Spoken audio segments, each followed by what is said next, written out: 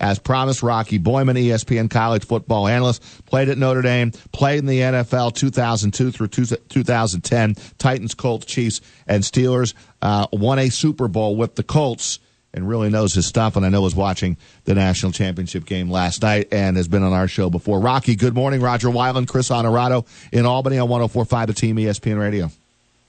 Fellas, thanks for having me. How are you? Good, Rocky. Appreciate it. Does that solidify Nick Saban as the greatest college football coach now of all time with the big move he made last night at halftime, switching to a freshman quarterback?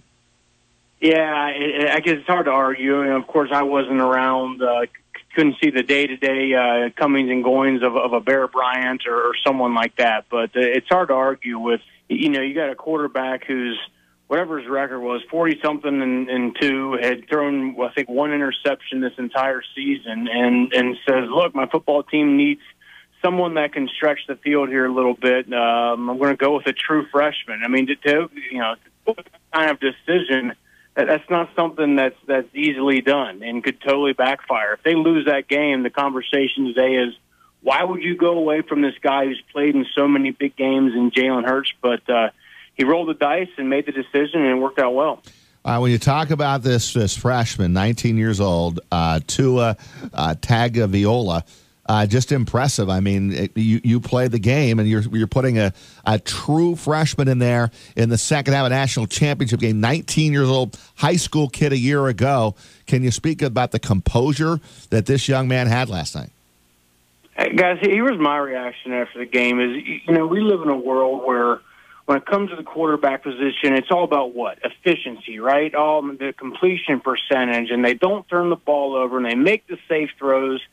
And you see a lot of boring offense out there, right? A lot of bubble screens and things like that. But again, the conversation is always a quarterback. Don't make the safe decision. Don't put the ball in harm's risk and that sort of thing. And here's Tagovailoa, a true freshman who makes some terrible decisions. You're right. He takes a sack there at the end earlier in the game. He's rolling to his left and just should have thrown the ball out of bounds, but he just he throws it into an area with about 4 Georgia players, and then again, end of the game, takes the huge sack, and you're saying, what are you doing? But he just gets right back up and just fires a missile down the field and just takes the heart out of the defense. I was just impressed by that. I just for in a world where there's so much boring football and the quarterbacks are always trying to play it safe.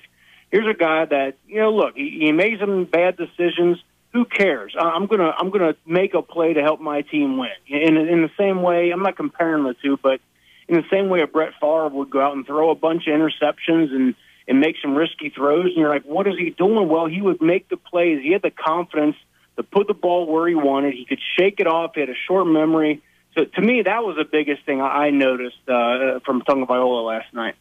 Rocky Boiman with us, ESPN college football analyst and a Super Bowl champion with the Colts. Rocky, I know we want to ask you about the quarterbacks entering the NFL draft and what the Giants might do with the number 2 pick and all that, but I have to ask you about Jalen Hurts because he's at 20 years old or whatever he is. He's a better person than I am. I don't know that I would have been jumping up and down on the sideline and saying all the great things to Tom Rinaldi after the game about a kid who just replaced me and won a national championship in a place where I felt like it should have been me. Have you ever been in that situation? I mean, what does it take for Jalen Hurts to be the cheerleader last night in a moment like that? It's upbringing. You can tell his parents played a role in his life and taught him the things of, it's not always about you, it's about the team, and you don't go out there wishing for bad things to happen to the other. I mean, I've been in that position before. A younger guy comes up and goes in and plays well, and all of a sudden you're standing on the sideline. It's not a great feeling, but you kind of just got to go with what the right thing is.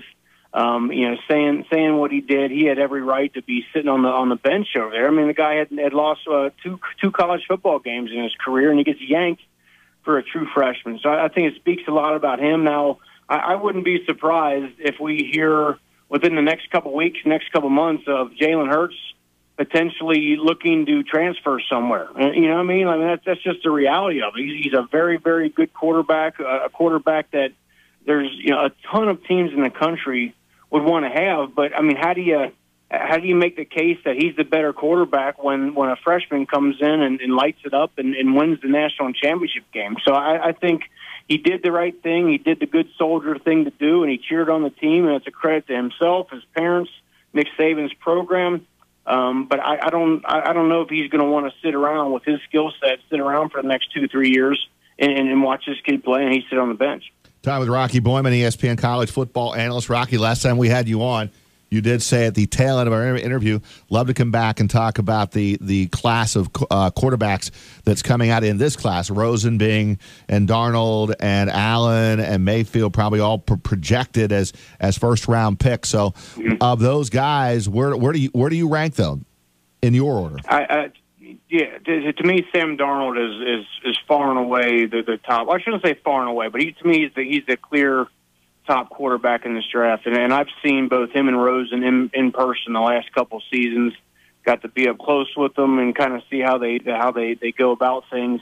To me, what separates Darnold is his ability to extend some plays, his ability to throw outside the pocket, his ability to scramble and get a few yards. Guys, we live in a world, and I know you know this, especially up there in the Northeast, watching the Giants, where across the entire NFL, the offensive line play is bad. And in my opinion, it's bad because of the 2011 CBA, where, the players, there's shorter off season, there's less days where the coaches can work with the players. So you're taking college offensive linemen, 90% of which are playing in spread schemes where they're not being asked to fire off the ball. They're not being asked to protect a quarterback in a 5 or 7 step drop. It's all kind of two-step shuffle slide, push the guy, and then run up to the line for the next play. So the point is, you take a player like that who's not ready for the game, an offensive lineman, you draft him in the NFL, and the coaches, by the law of the CBA, can't work with them and do the things you need to do, the physicality, the hitting, the put the pads on, and hey, let's go do this. You're not allowed to do that anymore. So offensive line play is bad. So because of all that, I think in this day and age, you've got to have a quarterback that can scramble just a little bit. Doesn't have to be an RG3 running all the time, but you've got to have a quarterback who can, when the pocket breaks down, inevitably, can pick up some yards with his legs, can scramble around, can throw off the run. And I think because of that, I think Darnold is the best at that over Rosen. So, Rocky, everything we saw from Darnold this year, a lot of people would say the rose was off the bloom. I know Todd McShay is still saying the Browns should take Darnold. So people on the inside, like yourself, are saying Darnold is still the best prospect out there. Is there a chance Cleveland doesn't see that and they just look at the turnovers this past season and how USC underachieved in a lot of ways? Yeah, of course. Look, different. This is a subjective world we live in, and different staffs, different organizations value different things. And some, guys, different organizations fall in love with this guy, and another organization absolutely couldn't stand that guy. I've seen that happen. I've played for coaches who loved my style of play, and then I'm the same player. You go to a different organization, and it's not valued as much. So it's the Cleveland Browns certainly could value the pocket presence of a Josh Rosen. And look, if they chose him, it's not like he's again like a much lesser quarterback. I just think he's a different style. So depending on what style they run, I could see them going with a Rosen. If I'm drafting for what it's worth, I'm going with Sam Darnold because he can do the pocket stuff. He can do the outside the pocket stuff. I think his capacity to go through quick decisions in his mind. You kind of watch him and you see the wheels turn. He goes from read 1 to read 2 back. All the processing of information at a very quick pace. It's hard to quantify. It's hard to put on a sheet. You can't track it like you can a 40-yard dash or a completion percentage. But that's the number one thing GMs tell me they look for in a quarterback. It's the hardest thing to diagnose, but it's the number one thing you want. Quick decisions. This guy open, no. Okay, boom, go to the next guy. Do I run? Do I take off? That sort of thing. And to me, I see that more so in Darnold than I do Rosen.